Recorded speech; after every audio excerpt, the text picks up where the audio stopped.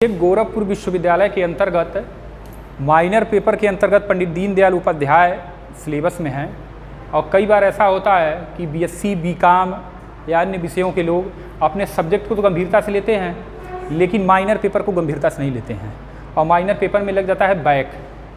पुनः उनको पैसा देना पड़ता है, पुनः रजिस्ट्रेशन कराना पड़ता है। इसलिए रामगिरीश राय महाविद्यालय में हमें माइनर पेपर पढ़ाने का अलग से आदेश दिया गया है कि आप बच्चों के लिए मदद करिए। तो ये ऑनलाइन क्लास और ऑफलाइन भी है, ये स्पेशली बच्चों के लिए है जो नहीं आ पा रहे हैं किसी कारणवश, या फिर आएँ तो उनको ये मटेरियल उनके जहाँ हो वहाँ तक पहुँच जाए। तो ये माइनर पेपर में कुछ प्रैक्टिस सेट है, कुछ क्वेश्चन है, लगभग 40 या 50 क्वेश्चन होंगे, उसे हम सॉल्व करेंगे। और ये मेरा दावा है कि 40 क्वेश्चन में से 30 क्वेश्चन किसी भी हालत में ये आएंगे। तो आप लोग इसे ऑनलाइन भी देख सकते हो और ऑफलाइन तो आप लोग देख ही रहे हो। तो इस प्रैक्टिस सेट को सॉल्व करेंगे, जहाँ तक हो सके आप उत्तर देने का भी प्रयास करिएगा। पहला क्वेश्चन कौन सा है? पंडित दीनदयाल उपाध्याय की मृत्यु कब हुई थी?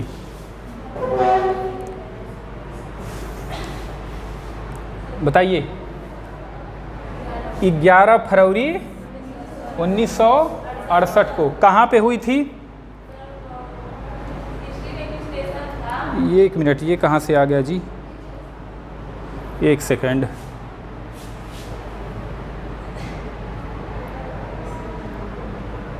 आ गया, हो गया ना। चलिए फिर से आते हैं। पंडित दीनदयाल उपाध्याय की मृत्यु कब हुई थी? 11 फरवरी 1968। नेक्स्ट क्वेश्चन है, पंडित दीनदयाल उपाध्याय की मृत्यु निम्न में से किस स्थान पे हुई थी? इसका सही आंसर है मुगल सराय। ठीक है ना। मुगल सराय है कहाँ? मुगल सराय वाराणसी से करीब 20 या 25 किलोमीटर के दूरी पर स्थित है और रेलवे लाइन का जाल है वहाँ पे मुगल सराय में। और मुगल सराय जंक्शन को अभी दीनदयाल उपाध्याय जंक्शन के नाम से हम जानते हैं। चलिए अगले क्वेश्चन पे बढ़ते हैं।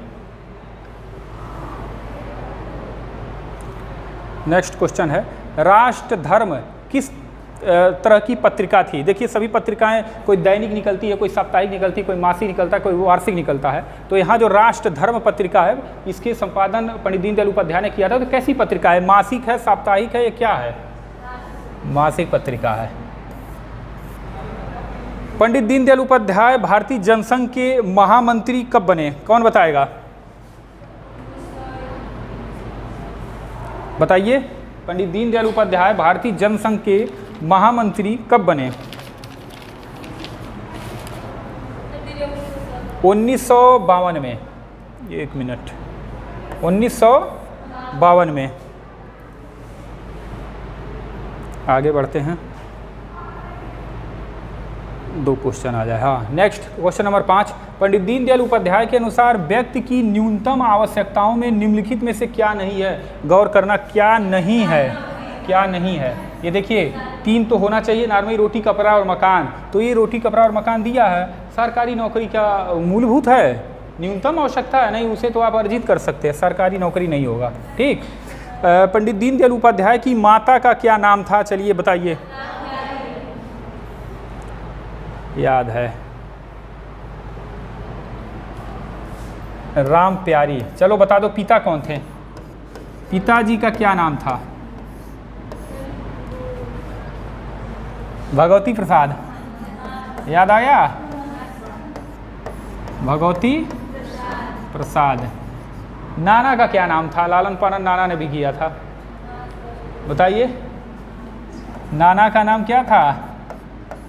चुन्नीलाल। हाँ ठीक ठीक। कौन बताया है जी?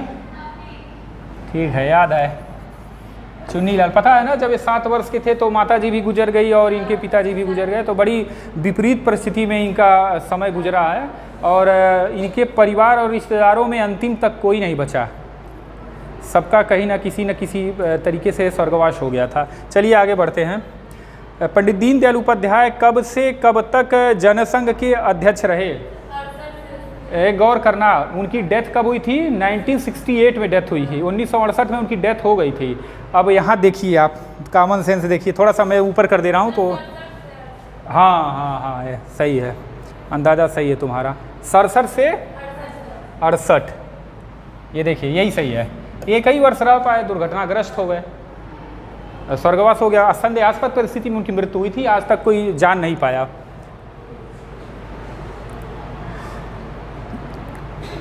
नेक्स्ट क्वेश्चन है, सम्राट चंद्रगुप्त किस सन में प्रकाशित हुई थी? देखिए, सम्राट चंद्रगुप्त के नाम से बहुत सारे लोगों ने नाटक वगैरह लिखा है, कई लोगों ने लिखा है। ये किस सन में प्रकाशित हुई थी? आज़ादी से 1946।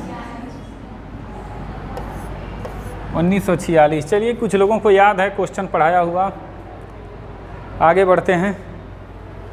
देखिए, फिर आ गया ये क्वेश्चन। पंडित दीनदयाल उपाध्याय के नाना का क्या नाम था? नाना का नाम क्या था? चुन्नीलाल। ठीक। पंडित दीन, अरे नाना थे ना ये, उपाध्याय उनके दादाजी थे। उपाध्याय उनके दादाजी थे और आगे उस पर क्वेश्चन है, अभी बताएंगे हम। पंडित दीनदयाल उपाध्याय ने संघ का प्रचार किस जिले से? अरे कोई जरूरी होता है क्या नाना का सरनेम नाती लगाए? हमारे नाना तो कौशिक रहे, लेकिन हम तो नहीं ना, तो नाना का सरनेम कोई जरूरी नहीं है कि वो जो नाना का पोता लगा सकता है, नाती नहीं लगा सकता है। ठीक ना, ये लड़की के लड़के थे। चलिए नेक्स्ट, पंडित दीनदयाल उपाध्याय ने संघ का प्रचार किस जिले से शुरू किया था? नेपाल से लगता हुआ सीमा है, बता दिए, अंदाजा लगाइए आप। नेपाल से लगता हुआ सीमा है वो लखीमपुर खीरी। देखो भाई, नेपाल से लगता हुआ तो अपना गोरखपुर भी है, पूरा दूरी नहीं है लेकिन थोड़ी बहुत दूरी है, 50-60 किलोमीटर पे नेपाल शुरू हो जाता है, लेकिन सही उत्तर है लखीमपुर खीरी।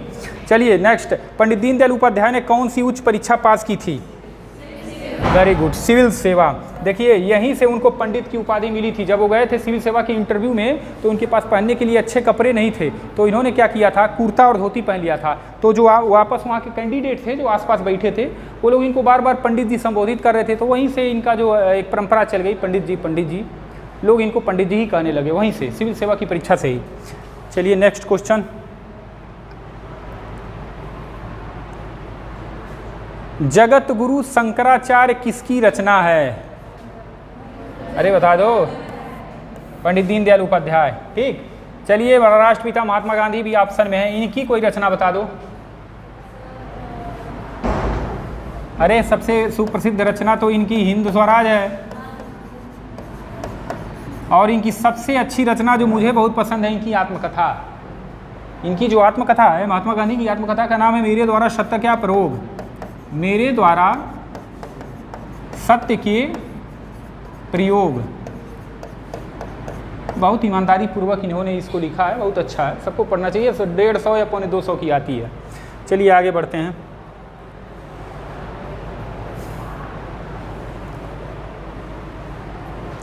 निम्नलिखित में से किसने दीनदयाल उपाध्याय को उच्च शिक्षा के लिए 10 रुपये का मासिक छात्रवृत्ति दिया?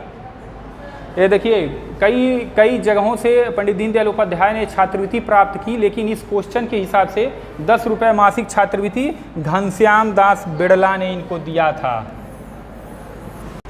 निम्नलिखित में से किसने एक साझा वक्तव्य में भारत और पाक महासंघ की बात की थी? ये देखिए, इस क्वेश्चन को थोड़ा सा समझेंगे, चूंकि भारत की और पाकिस्तान की परंपराएं, अपनी संस्कृति एक ही रही, वो न मानते हो दूसरी बात है, वो अपने ही ज़मीन का एक टुकड़ा था ना। तो कुछ विचारक ऐसे थे इस देश में जिन्होंने कहा कि भारत और पाकिस्तान एक महासंघ होना चाहिए। तो उस विचारक में सबसे पहला नाम आता है डॉक्टर लोहिया का। डॉक्टर लोहिया ने ये पहले भी कहा था कि भारत और पाक का महासंघ बनना चाहिए, और इनका समर्थन किया पंडित दीनदयाल उपाध्याय ने। समर्थन किया पंडित दीनदयाल उपाध्याय ने। और एक और नेता हैं जिन्होंने भारत पाक महासंघ बनाने की बात की थी, वो भारतीय जनता पार्टी के लीडर हैं लाल कृष्ण आडवाणी। भारत रत्न से इनको सम्मानित किया गया। फिलहाल आडवाणी जी जो है आजकल राजनीति में नहीं है।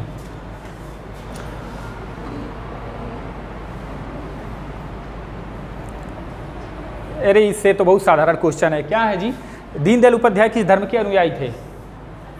अरे सनातन धर्म के अनुयायी थे। अभी ये तो बहुत सरल प्रश्न है। चलिए आगे बढ़ते हैं। मानव एकता का विचार किस संस्कृति ने दिया है? एकदम दिमाग लगा के उत्तर देना। मानव एकता, वसुधैव कुटुंबकम, ये विचार किस संस्कृति की देन है? अरे भारतीय संस्कृति की देन है, ये तो अपनी संस्कृति की देन है ना। क्या है? भारतीय संस्कृति, कुछ इसमें सोचना ही नहीं है। आगे आइए। प्रख्यात चिंतक पंडित दीनदयाल उपाध्याय का जन्म कब हुआ था? बता दीजिए तो। 25 सितंबर 16 पंडित दीनदयाल उपाध्याय का जन्म हुआ था। पिता और माता का चर्चा पहले ही हो गया था, नाना का चर्चा पहले ही हो गया था। ठीक, अच्छा, और ये 1916 का जो दशक है ये कैसा साल है? कांग्रेस और लीग का समझौता हो रहा है। उस समय क्या हो रहा है? कांग्रेस और मुस्लिम लीग, कांग्रेस और, यहाँ मैं लीग केवल लिख दे रहा हूँ, लीग का समझौता कहाँ हुआ था? उत्तर प्रदेश की राजधानी कौन सी? लखनऊ। ठीक, चलिए आगे बढ़ते हैं। राष्ट्र जीवन की दिशा नामक पुस्तक किसने लिखा था? पंडित दीनदयाल उपाध्याय की रचना है। अब बताइए, भारत रत्न इसमें से और किसको मिला है? अरे आडवाणी जी है या नहीं है इसमें? अटल बिहारी वाजपेयी को भी भारत रत्न का पुरस्कार मिला है। ठीक, और आडवाणी जी को तो मैं पहले बता ही दिया था। इन लोगों का जो है आपसी कॉम्बिनेशन बड़ा अच्छा था। और वाजपेयी जी जब पीएम थे तो लाल कृष्ण आडवाणी क्या थे? अरे दिमाग लगाओ, वो प्रधानमंत्री थे जी। लोग नहीं कहते हैं अटल और आडवाणी, नाम साथ ही लेते हैं ना, अटल और आडवाणी। अटल जी जब पीएम थे तो लाल कृष्ण आडवाणी वो प्रधानमंत्री थे। और आपको बता दूं कि अटल बिहारी वाजपेयी 3 दफ़ा भारत के प्रधानमंत्री रहे हैं, एक बार 13 दिन, एक बार 13 महीना, और फिर एक पूरा कार्यकाल उन्होंने किया है। और नरेंद्र मोदी भी अपने वर्तमान प्रधानमंत्री हैं, उन्होंने भी 3 अटैम्प्ट, तीसरे अटैम्प्ट में चल रहे हैं। और जवाहरलाल नेहरू भी 3 अटैम्प्ट रहे हैं। ठीक, हाँ, आगे। निम्नलिखित में से किस दैनिक समाचार पत्र के साथ पंडित दीनदयाल उपाध्याय जुड़े थे? क्वेश्चन को पढ़ना, क्वेश्चन को पढ़ो। ये क्या है? दैनिक। दैनिक मतलब अरे जो समाचार पत्र रोज आता हो, रोज। देखिए दो चीजें हैं जिससे दीनदयाल उपाध्याय जुड़े थे, पांचजन्य और स्वदेश। अब यहाँ स्वदेश जो है यही दैनिक है और पांचजन्य जो है ये साप्ताहिक है। क्या है? साप्ताहिक। क्वेश्चन क्या है? दैनिक समाचार पत्र तो स्वदेश हुआ। पांचजन्य के विषय में थोड़ा सा समझ दो। आरएसएस की पत्रिका है,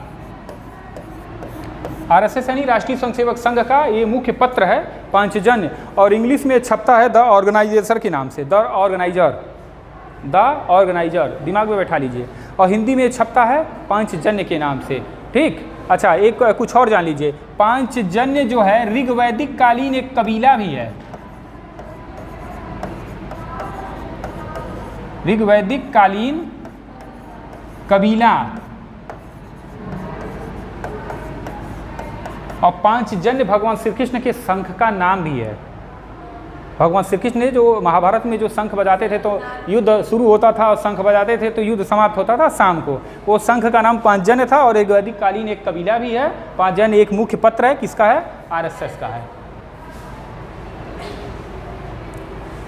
कहाँ आ गए? हाँ, यहाँ।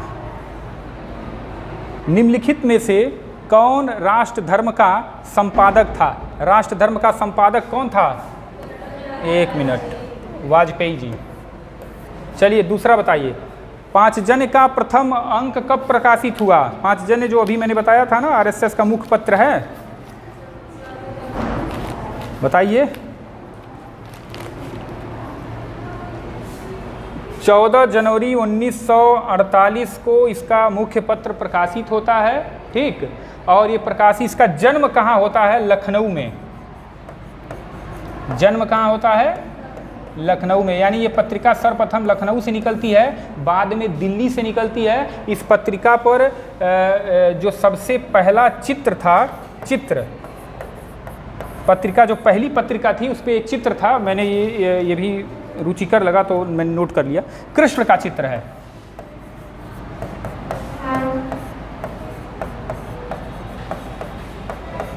यानी इस पत्रिका के पहले अंक के पहले पेज पे कृष्ण का चित्र है। चलिए आगे बढ़ते हैं। ये हो गया था ना जी। पांचजन्य का प्रथम संपादक कौन है? प्रथम संपादक, प्रथम संपादक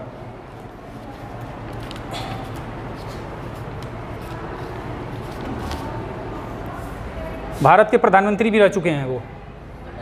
अटल बिहारी वाजपेयी। राष्ट्रधन प्रकाशन लिमिटेड कब स्थापित किया गया? लखनऊ में है, अभी लखनऊ से प्रकाशित होता है 1947 में।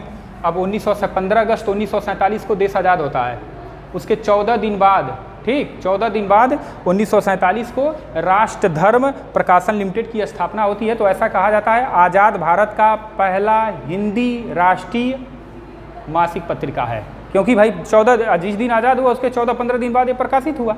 ठीक, नेक्स्ट करें।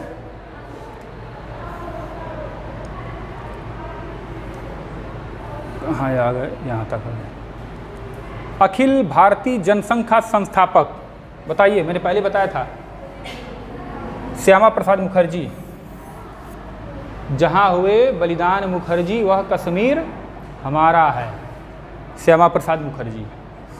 इनका सपना था धारा 370 का समाप्त होना, धारा 370 समाप्त भी हो गया। श्यामा प्रसाद मुखर्जी की आत्मा जहाँ होगी वो प्रसन्न होगी कि भारत का संविधान आज पूरे देश में लागू है।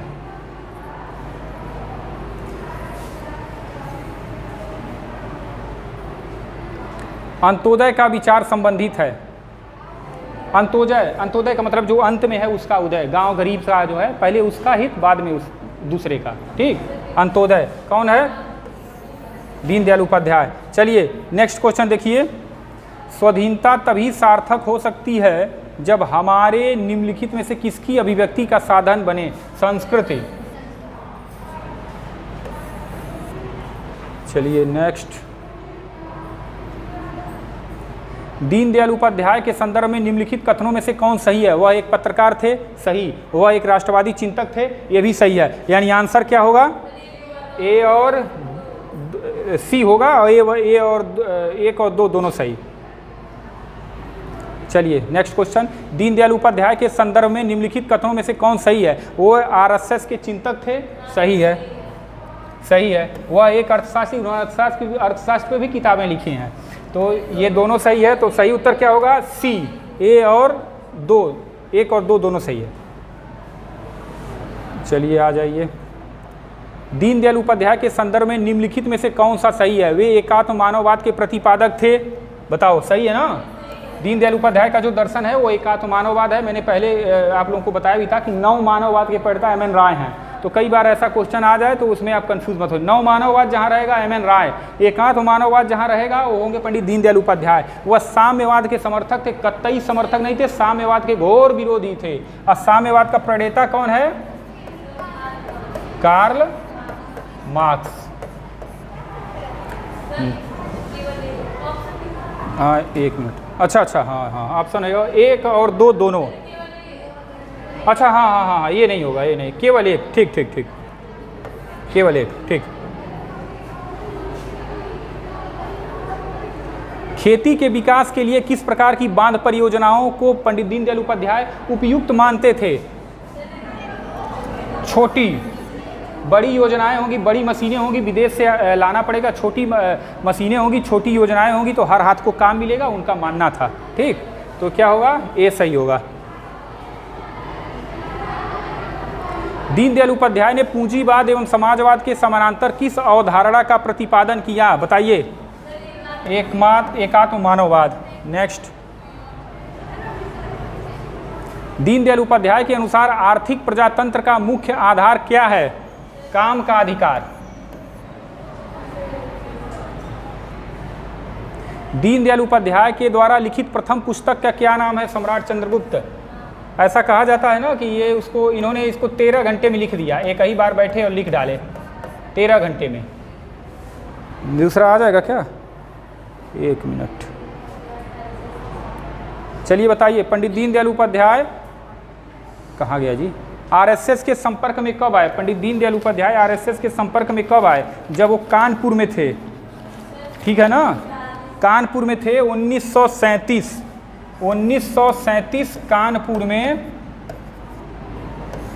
कानपुर में वह सनातन धर्म कॉलेज में पढ़ते थे।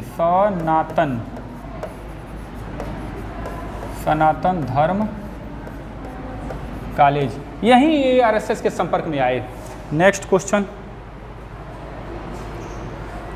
उपाध्याय के विचारों के आधार पर किसने ग्रामोत्थान कार्यक्रम चलाया? भारत रत्न इन्हें भी मिल चुका है, कौन बताएगा?